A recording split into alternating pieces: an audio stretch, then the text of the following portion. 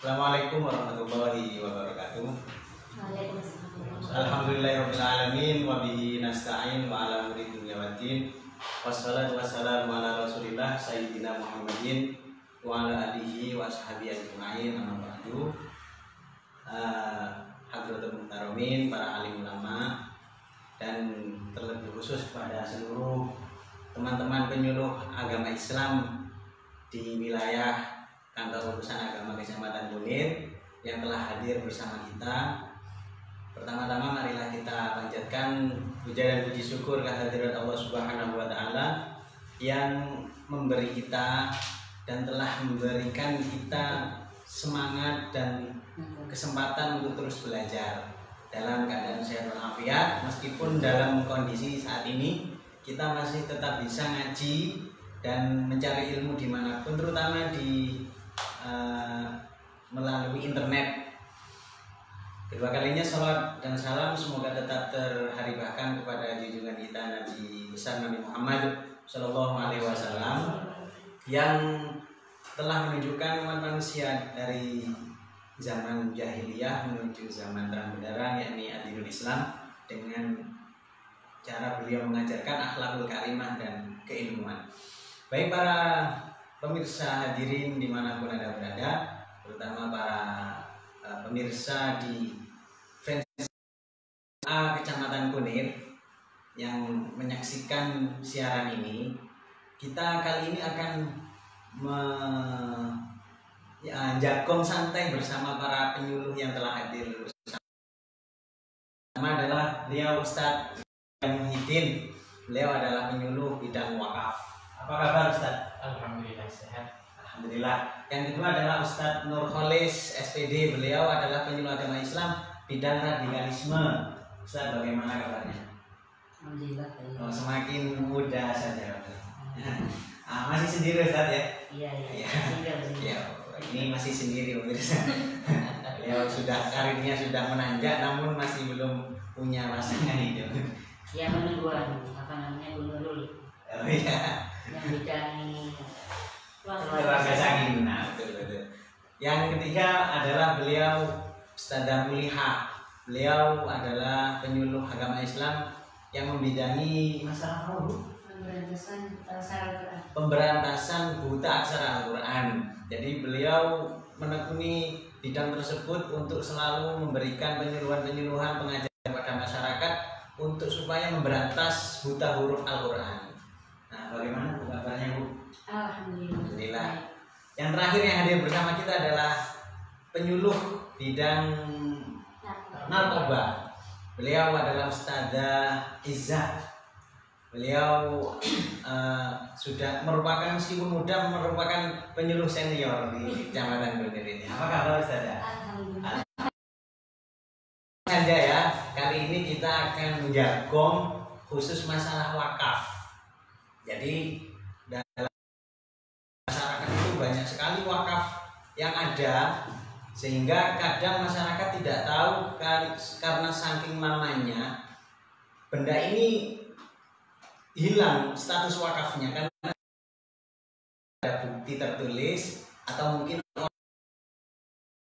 moro-moro mewakafkan tanpa ada hitam di atas putih, sehingga lambat laun keturunan yang keberapa ini diambil alih dan lain sebagainya. Dan apa sih wakaf itu secara fikih? Ayo kita kupas bersama dengan Ustadz Dalia. Beliau adalah penyuluh bidang wakaf. Silakan Ustadz. Terima kasih atas waktunya. Waalaikumsalam warahmatullahi wabarakatuh. Alhamdulillahilladzi wa kafa wassalatu wassalamu ala habibina Mustafa sayyidina Muhammad wa ashabihi wasallam wa wafa amma ba'du.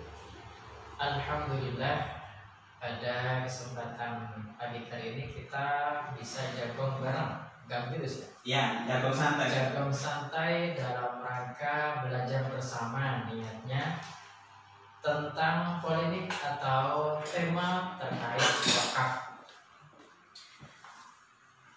Yang kebetulan pada periode sekarang, begitupun juga pada periode sebelumnya, saya diberikan amanah untuk membidangi atau bidang wakaf Terkait wakaf, saya sedikit memberikan prolog atau kemudian apa dasarnya wakaf, kemudian apa macam-macam wakaf dan bagaimana prosedur untuk mewakafkan. Terkait wakaf, dari term atau istilah fikih kita tahu bersama, kemudian dimasdarkan menjadi al-waqfu bermakna al-habsu atau al-man'u, yang artinya adalah menahan atau mencegah. Adapun secara istilah, habsu syai' liwajhillahi ta'ala, menahan sesuatu dengan niat atau tujuan untuk Allah Ta'ala, artinya tidak untuk yang lain.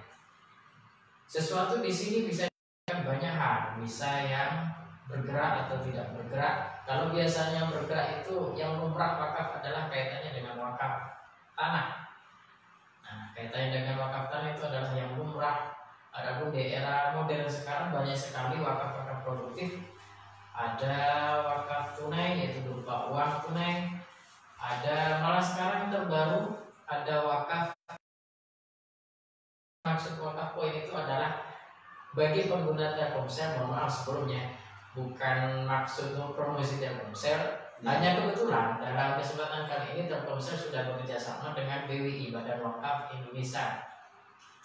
Bagi pengguna Telkomsel dan sudah mengaktifkan aplikasi My Telkomselnya, ada poin. Biasanya kalau kita transaksi ada My Poin di situ.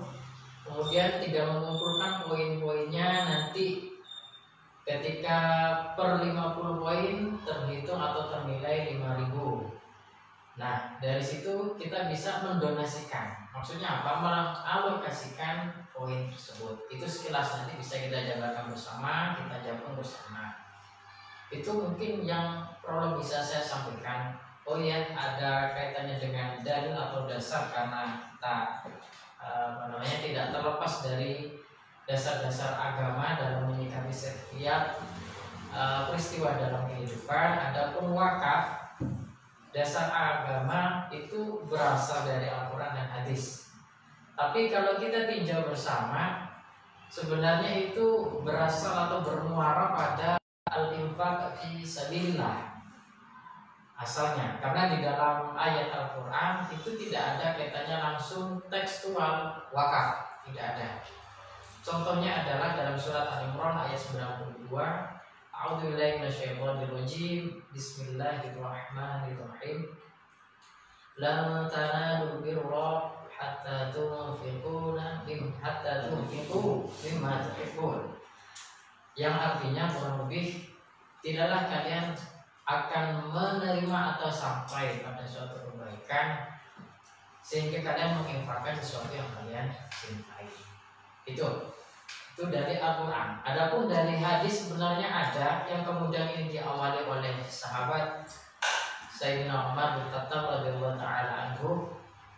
Ketika selesai perang Khaibar, beliau mendapatkan ghanimah atau mendapatkan harta rampasan perang berupa tanah, yang mana tanah itu memiliki nilai jual yang tinggi pada masa itu.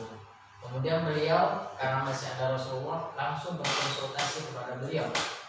Ya Rasulullah, saya mendapatkan tanah Khaibar dari ghanimah. Apa pendapat panjenengan? Gitu kalau bahasa Jawa.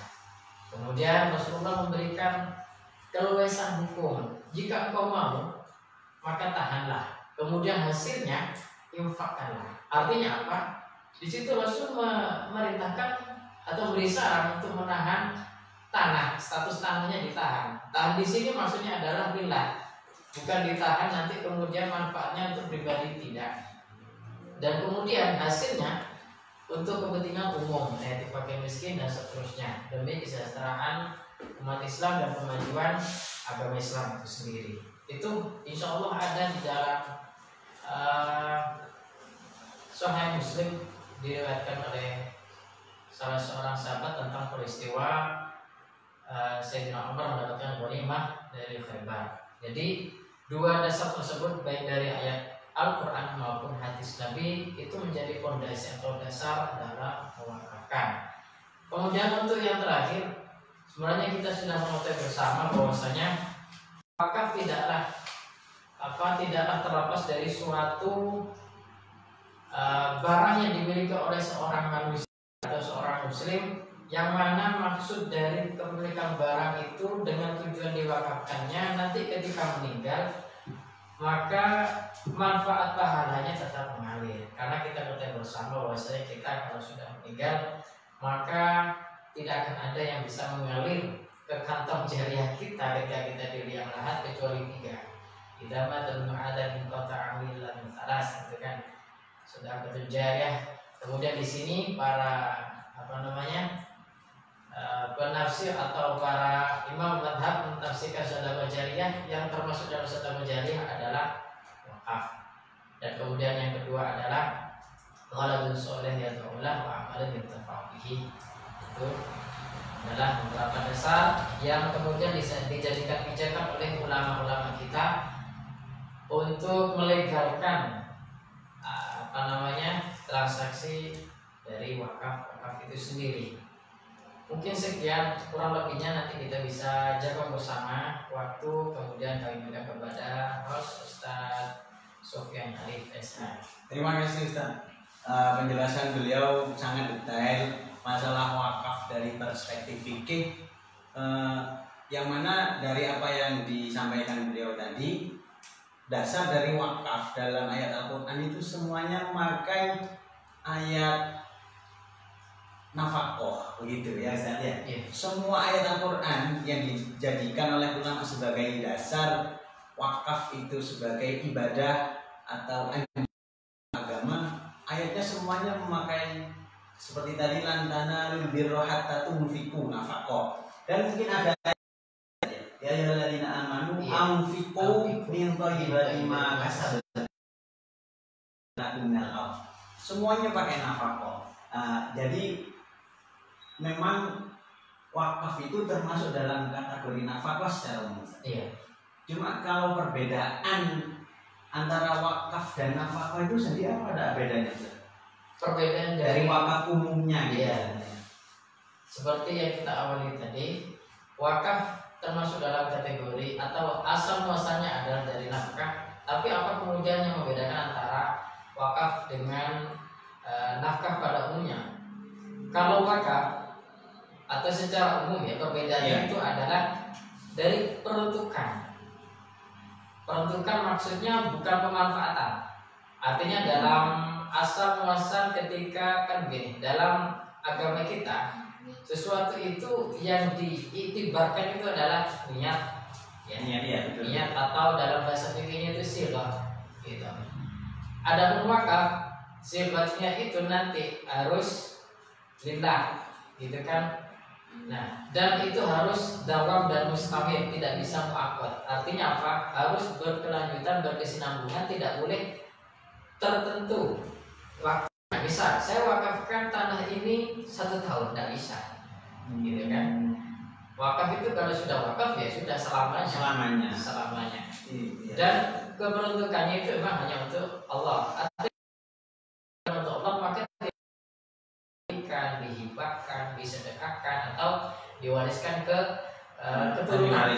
Iya, itu beda dengan nafkah pada umumnya. Kalau nafkah umum itu kebalikan itu semua, bisa dihibahkan. Artinya memang jadi milik pribadi orang yang pribadi.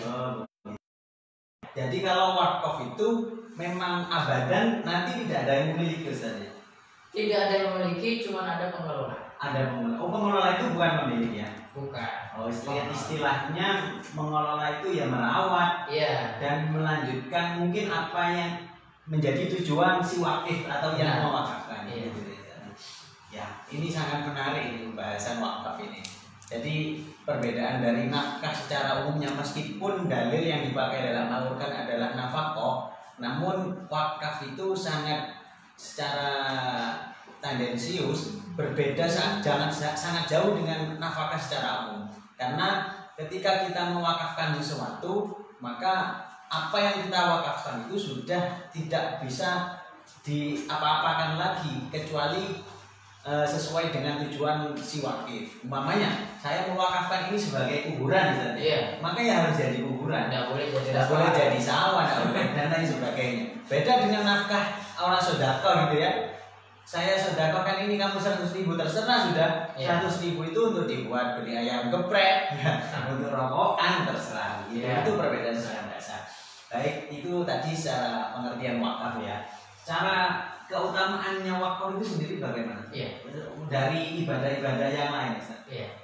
Kalau keutamaan wakaf itu sendiri dari ibadah yang lain seperti tadi saya singgung sedikit kaitannya dengan amal jariah, karena wakaf kemudian oleh para ulama kita dikategorikan atau diklasifikasikan masuk kepada amal jariah. Kalau amal ibadah kita yang umum, misal sholat, zakat dan lain sebagainya, ketika seseorang meninggal sudah selesai. Oh, gitu. Iya. Beda dengan wakaf. Sekali nanti yaumil kiamah, jariahnya selama itu masih ada pemanfaatan kemaslahatan umum, maka akan tetap mengalir kepada si mayit atau orang yang sudah meninggal. Oh. Itu yang membedakan. Ustaz, mau ada yang disampaikan tentang wakaf ini, Ustaz? Ini mumpung ada penyuluh bidang wakaf ini ahlinya. Oh iya, Ustaz Aisyah. Monggo. Silakan. Tentang itu tadi ya, pengertian dan masalah keutamaan. Kan tadi wakaf itu tidak akan tidak akan hilang sekalipun kita sudah Meninggal. selama itu bermanfaat.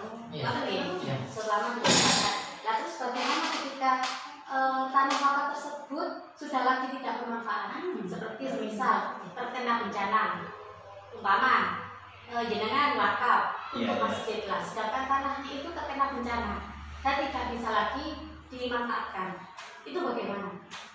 Oh, contohnya bencana kos, kok bisa hilang? Lapindo, kena lapindo. Oh iya, betul ya. Iya.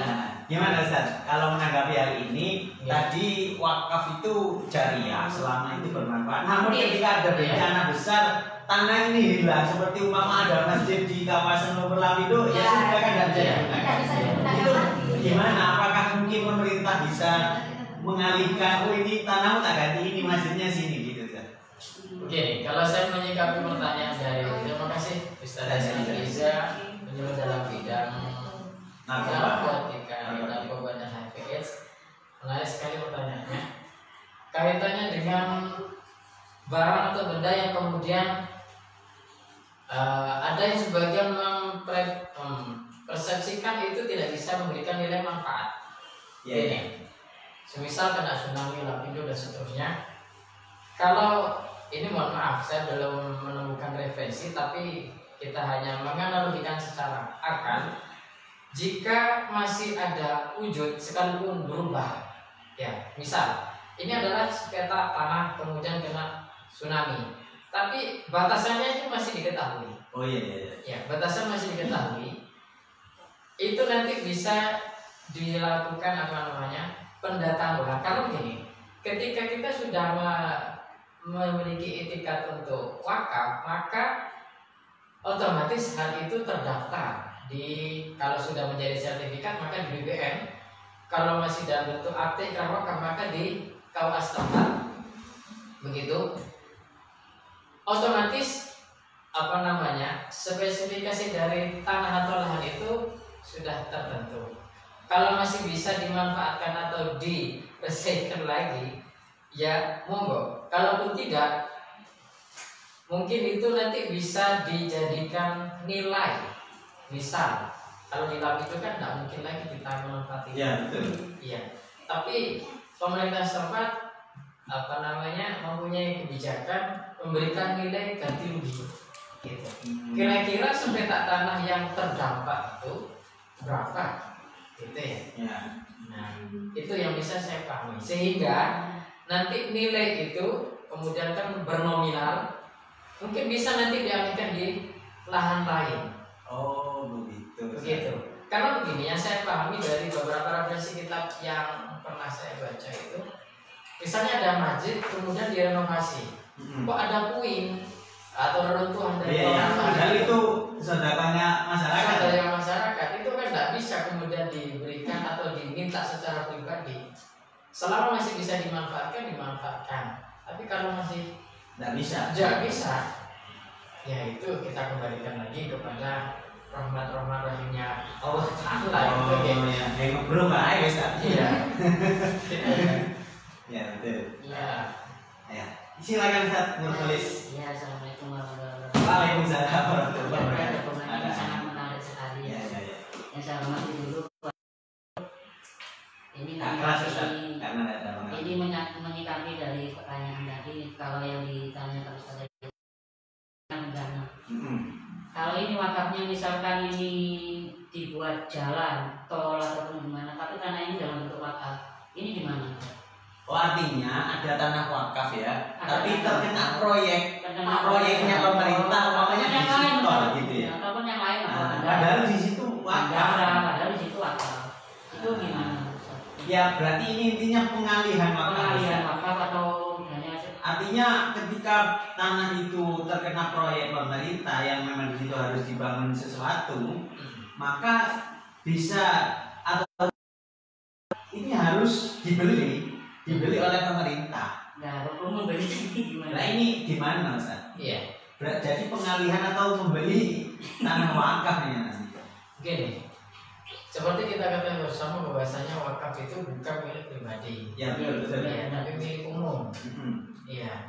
Dan bukan hanya milik umum, tapi wakaf atau barang wakuf itu ya, itu sudah tertentu. Misal, saya mewakafkan tanah ini seperti tadi kata Ustaz Sufyan untuk kuburan, maka nggak bisa karena ganti untuk restoran gitu ya.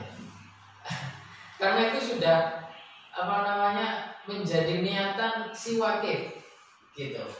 Adapun nanti semisal ada atau terjadi hal sedemikian rupa, ya yang jelas yang bertanggung jawab adalah nadir, pengelola. Karena mungkin dia kurang cakap atau dia tidak paham akan suatu hukum. Tapi yang pasti kalau pemerintah daerah tahu itu seharusnya mencegah. Kenapa? Karena yang pasti kalau wakaf itu sudah terdaftar, baik itu sudah sertifikat bentuknya atau masih akte ikrar wakaf, itu nanti sudah ada data, gitu kan? Ya masalah hal lain ya Allah alam gitu. Tapi kalau terjadi gimana? Kalau terjadi ini umpamanya tanah di situ tanah wakaf dan terjadi itu dibeli sebagai menjadi proyek pemerintah. Artinya kan dia dibeli mendapatkan ini nanti dialihkan sesuai tanah yang wakaf ini. Artinya pemindahan wakaf ini. Tidak bisa. Tidak bisa ya. Tidak bisa. Karena itu sudah terikat hukumnya dengan hukum pertama yaitu wakaf. Iya. Kenapa kok bisa berubah menjadi jual beli kan gitu? Ya artinya yang dibeli itu tidak secara pribadi, Ustaz. Artinya Yang dibeli itu merupakan tanah milik umum dibeli dan uangnya itu nanti si Nadir mengalihkan, oh ini dulu ada masjid, saya bangun masjid lagi di tempat lain sebagai ganti masjid ini lah. Kalau gitu gimana? Pemanfaatannya kan sama ya. Iya, pemanfaatannya sama, benar dijual dan dibeli, tapi bukan atas nama pribadi. Bukan atas nama pribadi. Bukan nama pribadi ya. Untuk kepentingan umum. Untuk kepentingan umum. Nah, seperti ini apakah boleh? Karena memang ini ya mungkin saja terjadi. Iya. Dilewati proyek pemerintah, bisa tidak bisa harus mau. Iya. Meskipun bukan kepentingan istilahnya tukar guling. Iya. karena kepentingannya sama untuk umat. Ini lain. Enggak perlu nih kaosan. Bukan. Kaosan. Monggo. Enggak. Kalau yang saya pahami itu dari referensi ya, karena Ya. saya tidak bisa menggunakan logika akal saya pribadi. Betul. Karena saya bagaimanapun meskipun ini lulusan universitas tetap mengedepankan fundamentalis dari para imam madhab. Ya. Jadi ketika itu suatu akad sudah terjadi di masa lampau, menurut saya yang pahami dari beberapa masjid tidak bisa membatalkan akad setelahnya atau akad baru. Karena begini, misal ya wakif mewakafkan ini untuk tanah ini kemudian terjadi proyek, gitu kan? Iya betul. Entah itu wakifnya ada atau tidak ada, kan dia tidak punya urusan. Yang berurusan adalah dengan nadirnya. Iya betul. Gitu kan. Nah, kalau ini kemudian nanti dialihkan tempatnya, ya seakan-akan menggagalkan dari akad yang sebelumnya gitu. Tapi adapun kemudian nanti kita punya referensi lain dari para imam madzhab yang baru atau para mujtahid mutakhir ini ya monggo gitu. Oh, iya. Yang pasti Iya, kita betul. tidak bisa menegarkan suatu transaksi atau akad berdasarkan angan-angan dari kitab Nah, ya benar-benar. Ya artinya secara imam madhab yang kita ikuti yaitu Syafi'i ya, maka itu tidak boleh. Secara hukum menurut imam madhab Syafi'i, benda wakaf itu tidak boleh diperjualbelikan. Tetapi menjadi PR bersama, nanti mungkin Ustadz Bali yang mencari, mungkin ada solusi dari madhab yang lain, atau mungkin masih dalam wilayah madhab Syafi'i ada salah satu apa namanya istilahnya apa Ustaz? Imam madhab ya? Bukan imam madhab, apa istilahnya? Kalau kayak Imam Nawawi, mujtahid madhab ya? Mujtahid tarjih, mungkin nanti ada kaul yang beliau cari untuk sebagai solusi ketika ada kejadian seperti itu. Baik, terima kasih. Kita lanjut. Sekarang tadi kita membahas tentang keutamaan wakaf itu adalah pahalanya mengalir termasuk amal jariah. Terus praktek wakaf itu sendiri ini menjadi sebuah akad wakaf gimana Ustaz? Baik. Terkait prosesi wakaf, Ya. kita bersama tadi sempat saya kasih prolog atau pembukaan. Yang kita ketahui bersama, wakaf pada umumnya adalah wakaf benda mati, yaitu tanah, gitu ya. Tapi juga ada wakaf dalam bentuk tunai atau uang. Kalau wakaf tanah itu prosesinya adalah seorang wakif atau orang yang mewakafkan beranjak atau pergi ke KUA setempat. Kalau di Kunir ya ini Kecamatan Kunir, atau langsung ke Bapak Kepala KUA. Mohon maaf sebelum ke masalah prosedur kita ingin mencari sertifikat wakaf, mungkin secara fikih dulu Ustaz. Artinya begini Ustaz, ketika menikah ya, orang menikah itu kan butuh wali, mempelai laki-laki perempuan dua saksi kan gitu ya. Tanpa menghadirkan ke KUA sudah ada syarat-syarat ini, angka tukar, wazawat tukar itu sudah jadi. Nah, terkait wakaf itu gimana? Persepsi wakaf dari fikih yang dimaksudkan oleh Ustaz Zubia mungkin kaitannya dengan arkanul waqfi. Betul dengan wakaf. Ada wakif atau orang mewakafkan yang pertama.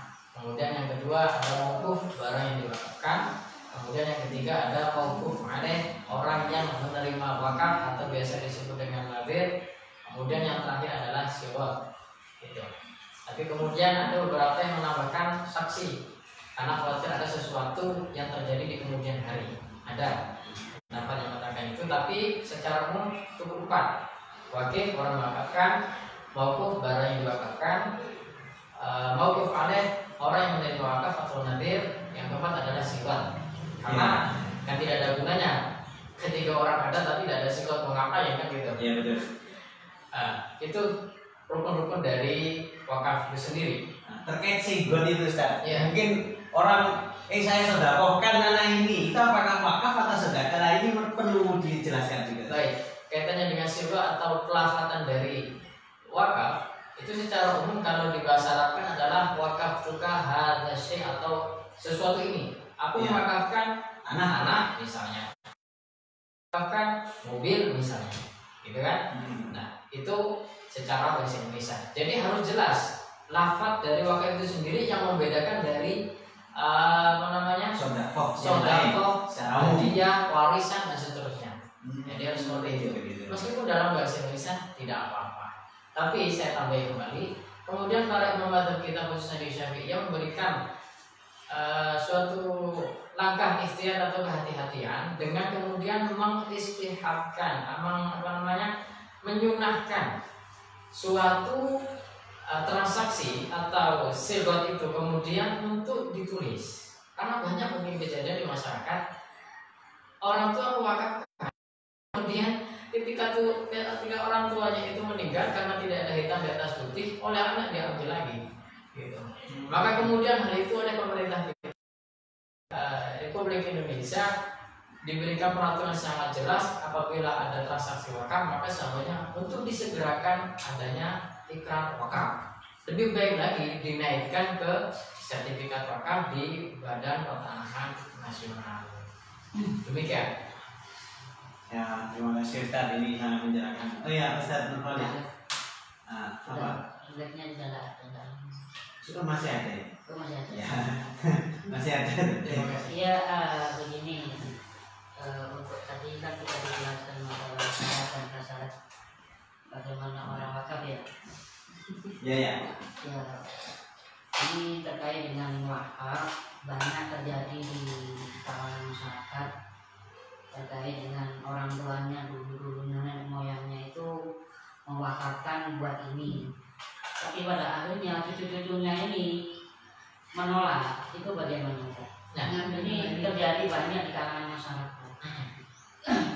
maka daripada itu tadi seperti yang saya sampaikan, ulama kita itu mensunahkan, bukan mewajibkan ya, tapi sebenarnya secara hukum negara itu wajib gitu. Menyunahkan apabila ada akad wakaf untuk segera dibukukan. Dalam hal ini kemudian diberi nama ikrar wakaf, gitu ya. Gitu. Karena kalau tidak seperti itu, nanti ketika ada generasi setelah wakif bisa saja berubah pikiran. Iya itu. Nah itu, ya. Itu mungkin menjadi PR kita bersama, bukan hanya saya pribadi sebagai pembina wakaf, ketika kita memberikan penyampaian, memberikan penyampaian kepada masyarakat bahwasanya hal itu juga penting. Karena saya yakin khususnya oleh warga Kecamatan Kunir banyak sekali yang ingin mewakafkan tapi masih bingung gitu.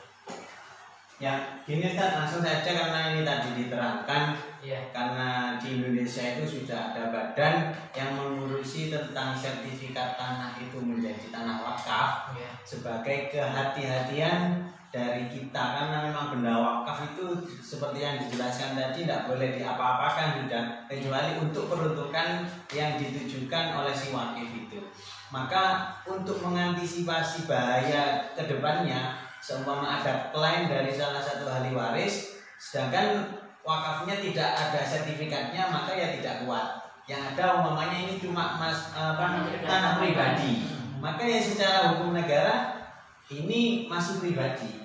Maka tapi secara hukum agama itu wakaf, dan ini sangat berbahaya karena bisa-bisa tanah wakaf itu menjadi dikuasai diri sendiri, dan itu tidak boleh. Maka di negara kita Indonesia sudah ada badan yang menangani masalah wakaf ini untuk diberikan sebuah sertifikat kepada sesuatu atau benda yang menjadi benda wakaf. Lah, prosedurnya gimana Ustaz? Cara mengurusi sertifikat wakaf? Baik. Sebelum ke sertifikat wakaf, sebenarnya ada istilah yaitu akte ikrar wakaf atau disingkat AIW. Untuk langkah pertama adalah jika ada seseorang atau muslim yang ingin mewakafkan tanah atau hartanya, itu untuk disahkan langsung mengunjungi kecamatan AKUA kecamatan setempat dengan membawa status tanah, entah itu jual beli, hibah, waris. Jadi yang diutamakan adalah status tanah itu harus jelas, bukan dalam sengketa, bukan dalam hal yang tidak jelas statusnya, apalagi belum ada persetujuan dari sanak saudara dan keluarga. Jadi harus jelas dulu. Kalau sudah jelas, misalnya tanahnya adalah jual beli, gitu ya, hasil dari jual beli, ya sudah, nanti sertifikat jual belinya dibawa, kemudian membawa identitas dari si wakif itu sendiri, kemudian langsung mendatangi KUA kecamatan setempat untuk berkonsultasi. Nanti ketika itu sudah clear, maka akan dilakukan ikrar wakaf yang akan dibantu oleh penghulu setempat. Begitu. Jadi saya ulangi lagi ya. Ini intinya langsung ke KUA ya Ustaz? Langsung ke apa? Ke KUA membawa sertifikat atau keterangan tanah statusnya itu apa, dibawa ke KUA. Itu fotokopinya. Kalau bisa dengan cetakan aslinya, karena ya mohon maaf, di era sekarang, di era digital yang modern ini semua bisa didandakan kan, seperti itu. Diedit. Bisa diedit. Siapa nih edit? Ya itu kan kita tahu lah. Wah, kalau masalah itu mengedit ini, ya stempel bisa diedit. Karena kalau berkas asli itu sudah tidak bisa ditirukan. Ya, betul. Minimal ada hologram yang tidak bisa digandakan seperti itu. Nah, setelah yang datang itu siapa nanti Ustaz? Wakif tentunya, orang yang berniat untuk mewakafkan datang langsung ke Oh, KUA begitu. Wakif datang ke KUA bersama saksi. saksi berapa punya Ustaz? Lebih baik 2.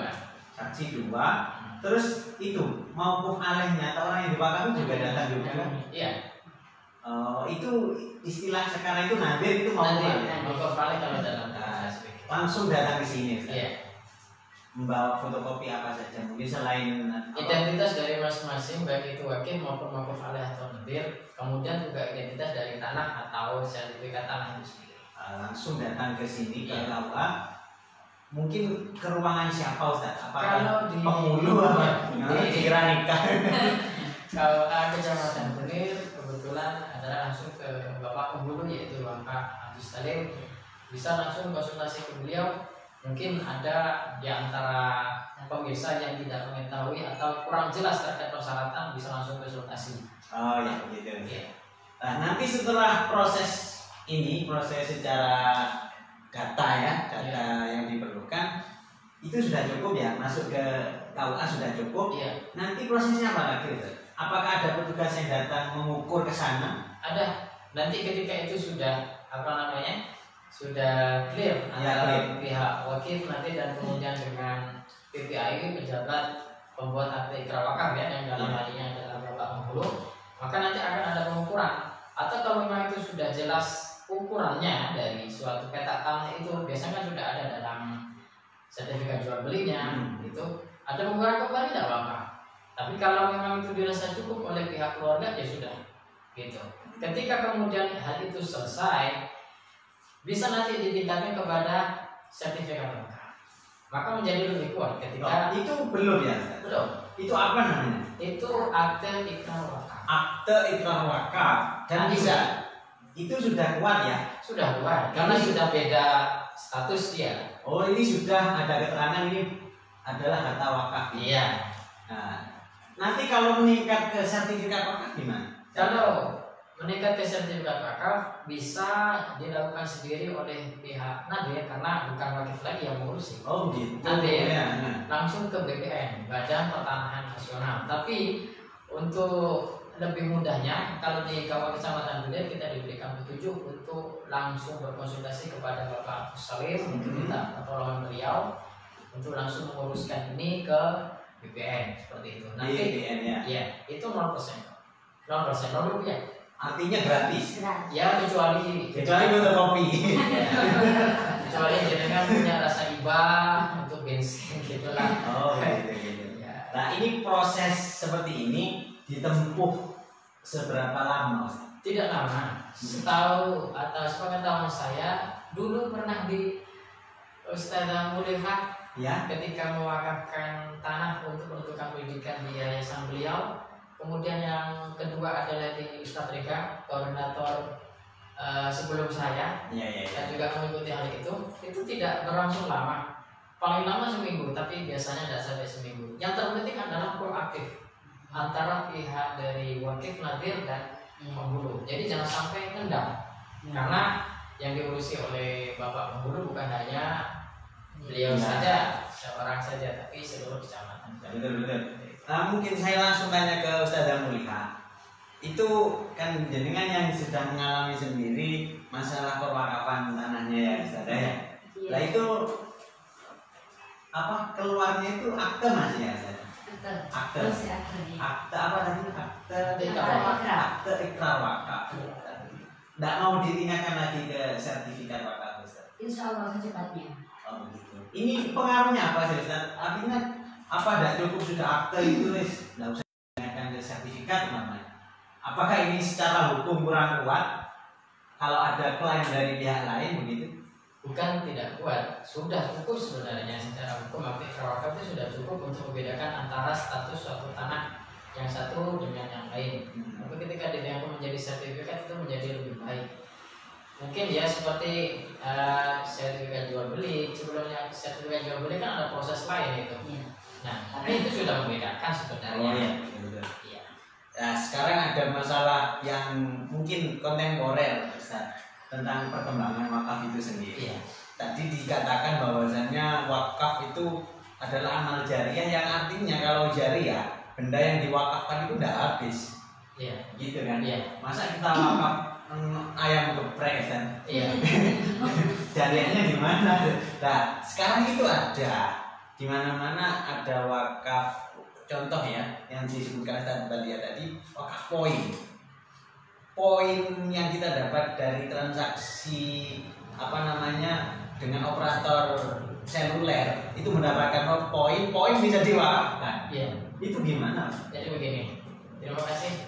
Di era modern ini kemudian pemerintah mengeluarkan tentunya dengan Majelis Ulama Indonesia dan ulama yang ada di Indonesia, melalui Badan Wakaf Indonesia itu ada wakaf tunai. Mungkin kita tahu wakaf tunai, atau ini belum familiar di antara kita. Wakaf tunai itu adalah wakaf berbentuk uang.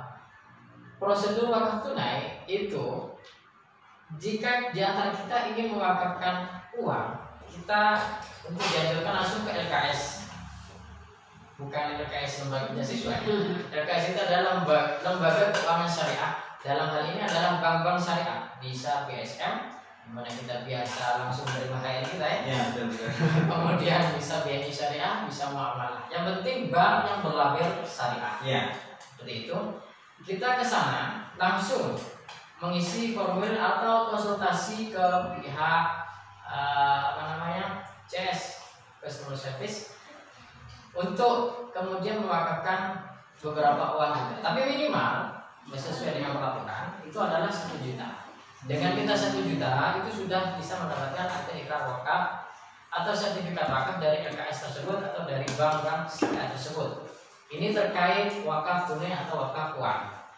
Kemudian yang selanjutnya yang terbaru adalah wakaf poin.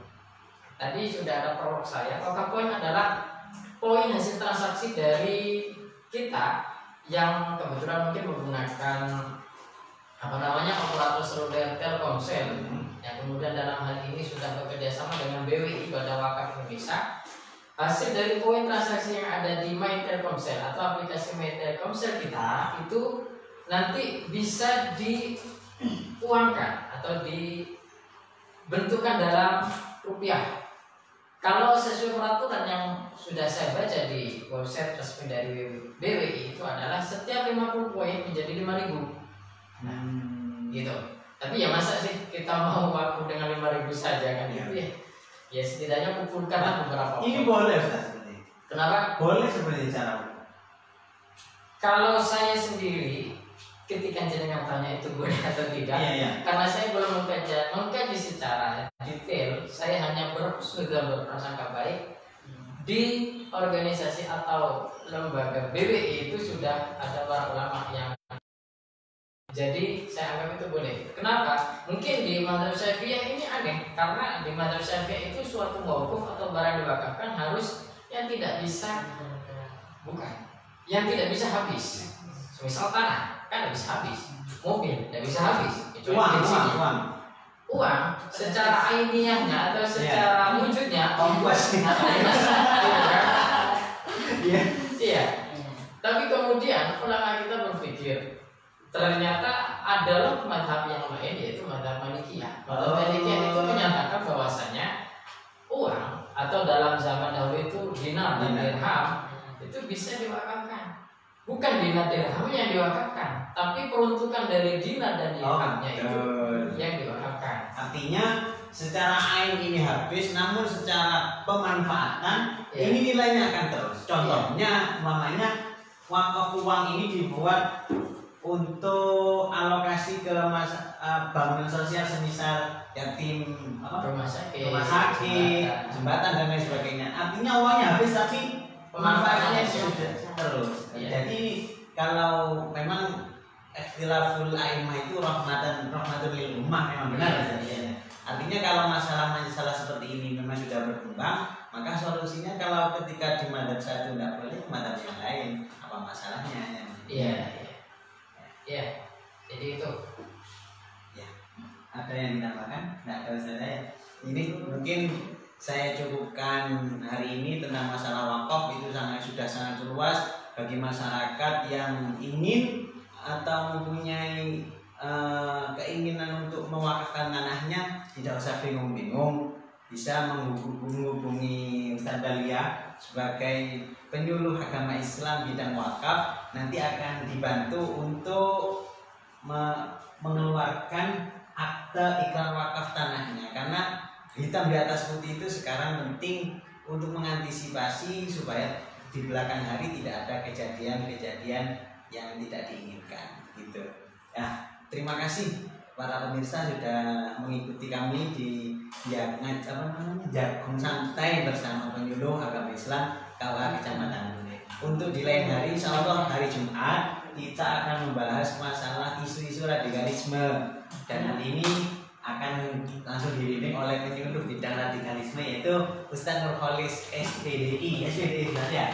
Nah, beliau adalah penyuluh bidang radikalisme dan beliau sangat seorang aktivis yang selalu gencar untuk menyuarakan toleransi antar sesama. Dan beliau ini aktif di GP Ansor di Kecamatan Kunir. Sampai nggak menggerukan sendiri. Insya Allah besok Jumat yang akan datang kita jagong lagi tentang isu-isu radikalisme bersama beliau. Terima kasih sudah mengikuti kami di acara ini. Semoga bermanfaat, dan apabila ada salah lepatnya kami minta maaf yang sebesar-besarnya. Wallahul muwaffiq ila aqwamit thoriq. Wassalamualaikum warahmatullahi wabarakatuh. Waalaikumsalam warahmatullahi wabarakatuh.